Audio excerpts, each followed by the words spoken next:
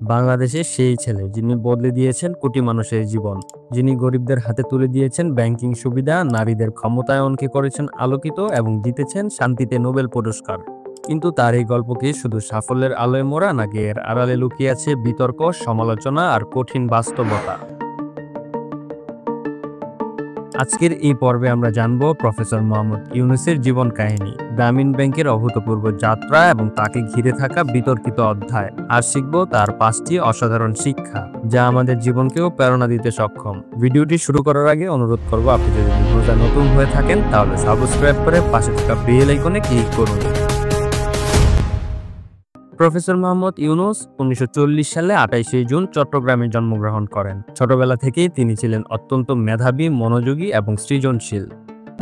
Chittagong collegiate স্কুলে পড়াশোনা শেষ করে ভর্তি হন চট্টগ্রাম কলেজে। এরপর ঢাকা বিশ্ববিদ্যালয় থেকে অর্থনীতিতে স্নাতক ডিগ্রি অর্জন করেন এবং মেধার স্বীকৃতি হিসেবে তিনি ফুলব্রাইট স্কলার পেয়ে পাড়ি জমান যুক্তরাষ্ট্রে, যেখানে ভান্ডারবিল্ট ইউনিভার্সিটি থেকে অর্থনীতিতে পিএইচডি ডিগ্রি অর্জন করেন। তখনও হয়তো তিনি জানতেন না এই শিক্ষা আর অভিজ্ঞতাই একদিন বদলে দেবে লাখো মানুষের ভাগ্য। পিএইচডি শেষ করে দেশে ফিরে আসেন মোহাম্মদ ইউনূস।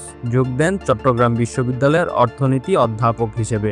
তখনকার বাংলাদেশ ছিল সদ্য স্বাধীন, যুদ্ধ বিধ্বস্ত, দরিদ্র আর বিধ্বস্ত মানুষের হাহাকার। কিন্তু তিনি শুধু ক্লাসরুমের মধ্যে সীমাবদ্ধ থাকেননি। একদিন গ্রামের দরিদ্র মহিলাদের গল্প শোনেন, যারা মাত্র কয়েক টাকার অভাবে পড়ে যায় মহাজনের ভয়ঙ্কর সুদের ফাঁদে। এই অন্যায় তাকে নাড়া দেয়। তিনি তাদের নিজ থেকেই টাকা দেন, কোনো শর্ত ছাড়া, কোনো জামানত ছাড়া।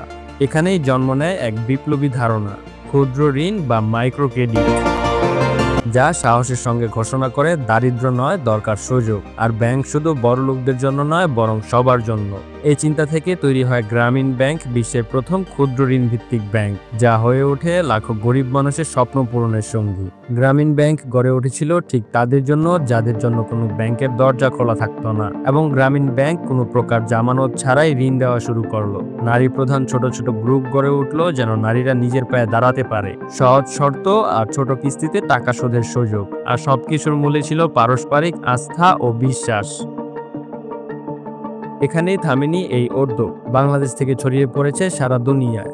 আফ্রিকা, এশিয়া, ল্যাটিন আমেরিকা, সবখানে মাইক্রো ক্রেডিট হয়ে উঠল দারিদ্রতা দূর করার এক হাতিয়ার। প্রফেসর ইউনূস বলেছিলেন এক অসাধারণ সত্য কথা, যদি অর্থনীতি মানুষের জন্য না হয় তবে সেই অর্থনীতির দরকার কি? 2006 সালে প্রফেসর মোহাম্মদ ইউনূস এবং গ্রামীণ ব্যাংক মিলে যৌথভাবে পেলেন নোবেল পুরস্কার। এই অর্জন ছিল এক ঐতিহাসিক স্বীকৃতি, যা শুধু একজন ব্যক্তির নয়, বরং পুরো বাংলাদেশের গর্বের মুহূর্ত। নোবেল কমিটির বক্তব্য মতে, দারিদ্রতা দূরীকরণে এক সামাজিক শান্তি প্রতিষ্ঠাতায় তার ভূমিকা ছিল অসাধারণ। এই পুরস্কার এনে দিল আন্তর্জাতিক স্বীকৃতি। বাংলাদেশের গরিব নারীরা হয়ে উঠল বৈশ্বিক আলোচনার কেন্দ্রবিন্দু। একজন অধ্যাপক হয়ে উঠলেন নোবেল বিজয়ী, যার ভাবনা বদলে দিল কোটি মানুষের জীবন। কিন্তু এই গল্প কি এখানেই শেষ, নাকি এরপরেও আছে আরো অজানা অধ্যায়? প্রফেসর মোহাম্মদ ইউনূসের জীবন কেবল সাফল্যে মোড়ানো ছিল না, বরং বিতর্কও ছিল তার যাত্রাপথের একটি বড় সঙ্গী। সরকারের সঙ্গে সম্পর্কে টানাপোড়েন, গ্রামীণ ব্যাংকের শেয়ার কাঠামো নিয়ে তীব্র সমালোচনা, বিদেশি অর্থায়নের স্বচ্ছতা নিয়ে প্রশ্ন, এবং শেষ পর্যন্ত আদালতের আদেশে সিইও পদ থেকে সরে দাঁড়াতে বাধ্য হয় প্রফেসর মোহাম্মদ ইউনূস। সবকিছু মিলিয়ে তার নাম ঘিরে তৈরি হয় এক আলোচনার ঝড়। অনেকেই বলেন তিনি ছিলেন সত্যিকারের সমাজনায়ক, আবার অনেকের মতে এসব বিতর্ক মূলত রাজনৈতিক প্রতিহিংসার ফল।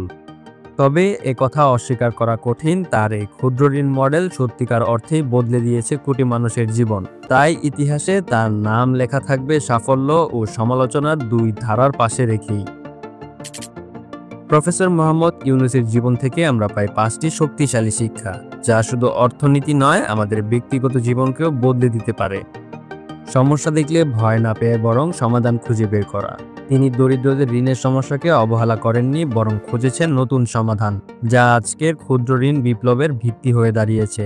বড় পুঁজি নয়, বরং দরকার সঠিক মডেল। মাত্র 856 টাকা নিয়েই তিনি শুরু করেছিলেন এক অর্থনৈতিক বিপ্লব।